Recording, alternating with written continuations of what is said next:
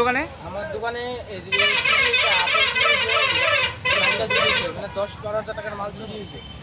Police থাকে, বাজার duty এনেই থাকে আমার দোকানের সামনে, তারা থাকা সত্ত্বেও আমার দোকান থেকে চুরি হয়েছে। এমন হয়েছে আপনারা অভিযোগ করছি না কোনো সময়, এবার মানে 10-12 হাজার টাকার মাল একবার চুরি হয়ে গেছে দোকানে। এনার ডিউটি থাকে, বাজার ডিউটি থাকে, পুলিশের ডিউটি থাকে, মেন জায়গাতে আমার দোকান, মানে এনে আমার প্রশ্ন আমার চুরি হয়। 10 বছর না 5 বছর ধরে দোকানদারি করতেছি আমি। 6 বছর এমন হয়েছে আমার টার্গেট আমার চুরি হয়। তোমার নাম কি? আমার নাম নয়ন দেবনাথ।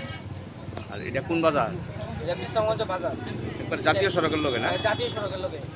এদিকে ডিউটি হয়, নাইট ডিউটি এদিকেই হয়, সব তারা থাকা সত্ত্বেও আমার দোকানটা চুরি হয়, প্রায় সময় চুরি হয়। পুলিশে জানাইছো নি? পুলিশে জানাইছি। আইসিনি পুলিশ? এখনো আইসে না। কালকে রাত্রে হয়েছে না? কালকে রাত্রে হয়েছে। শুধু কি ফলই নিয়েছে না অন্যতা? শুধু ফল কয় দোকানে হয়েছে তোমরা? আমরা 2 দোকানে ফল চুরি হয়েছে। দুইজন ব্যবসায়ীর দোকানে? 11টা থেকে বাড়িতে যাই, দোকান বন্ধ করে গেছি, পলিথিন দিয়ে ঢাকা দিয়েছিল, বান দিয়ে গেছি।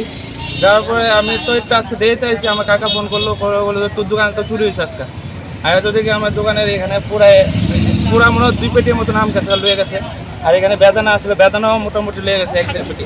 এরপরে আপেল লয়ে গেছে আমার দোকান থেকে আজকে 10-12 হাজার মানে লয়ে গেছে। 10-12 হাজার টাকা ফল নিয়েছে না? আগে কখনো এরকম হয়েছে নি? আগে কোনো সময় হচ্ছে না। আর এরকম জায়গার ভিতরে তো মানে ভাবা যায় না যে এরকম জায়গার মধ্যে চুরি হতে পারে। রাত্রে বাজার পুলিশ বা বাজার কমিটির তরফ থেকে পাহারাদার? হ্যাঁ থাকে তো, পাহারাদারও আছে? পাহারাদার আসলো কালকে, আমি দেখি তারা আসলো, পুলিশও আসলো। তো কোন সময় কিভাবে চুরি করলাম এটাই বুঝলাম। আপনার নাম কি? আমার নাম রামকৃষ্ণ রায়। বিশ্রামগঞ্জ বাজার গেল? পুলিশে জানাইছেন নি?